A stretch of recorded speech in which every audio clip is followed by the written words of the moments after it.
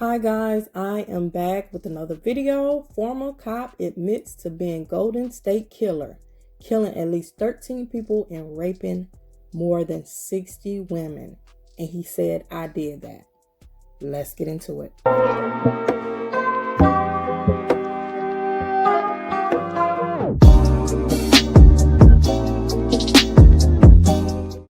A former California police officer who terrorized the state as a serial rapist and murderer pleaded guilty Monday to 13 murders and admitted to more than 80 rapes over a 12-year period, bringing an end to the decades-long search for the man known as the Golden State Kℹller. And he was actually a cop. That's what makes it scary.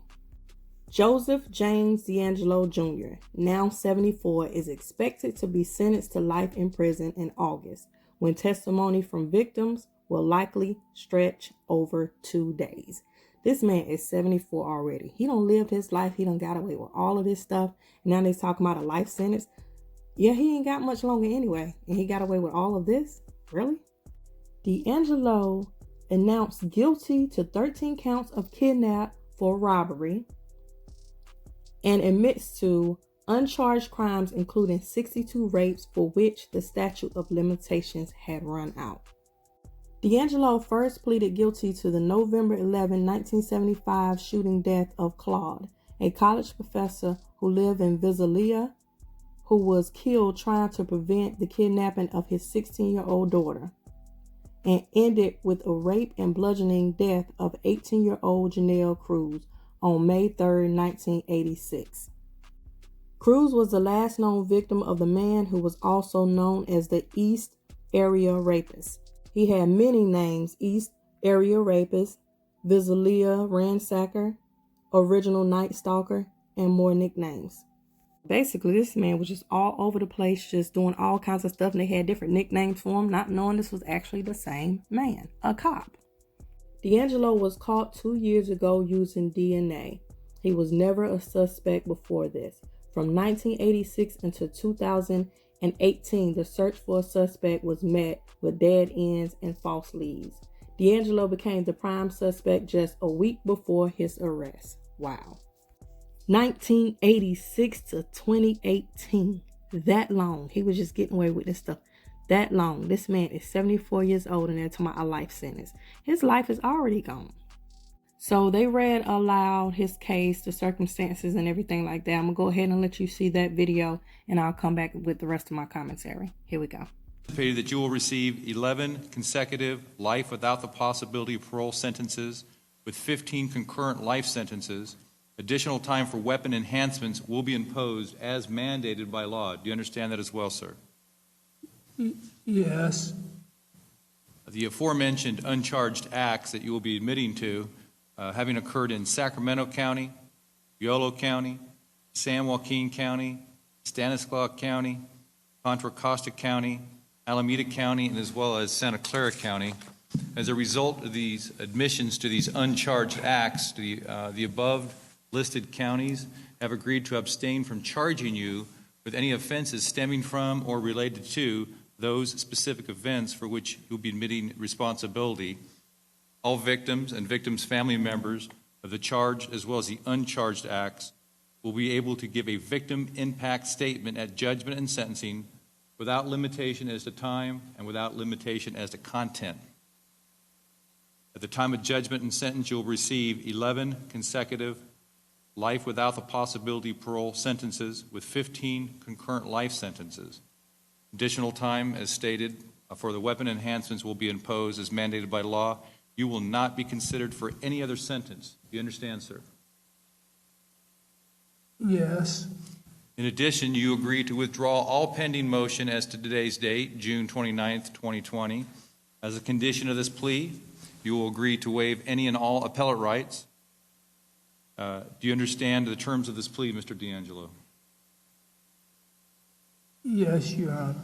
Sir, have you had enough time to speak to your attorney? Okay, so in a lot of these cases, D'Angelo, he went in houses, he beat the men, killed the men, raped the wives, and like when he actually got caught, then that's when he started telling everything. And then he came up with this thing saying that he made me do it, you know, like it's another person. I have another personality inside of me. It's Jerry. And a lot of people say that when people get caught and they don't went through all of this stuff, they start saying, you know, they're having problems or something inside of me, or I got a personality, whatever it said. I didn't have the strength to push him out. He made me. He went with me. It was like in my head. I mean, he's a part of me. I didn't want to do these things. I pushed Jerry out and he had a happy life. I did all those things. I destroyed all those lives. So now I've got to pay the price. So when the prosecutor said that D'Angelo's weak, raspy voice was just an act, noting that he had lived a vigorous life, frequently riding around town on a motorcycle as investigators tracked him. But when he was arrested, all of a sudden he played the victim and said that it was another personality, this and that other. He took over me and said he lived a normal life. Nobody ever seemed like nothing extra, so now he's trying to use that to get out of it.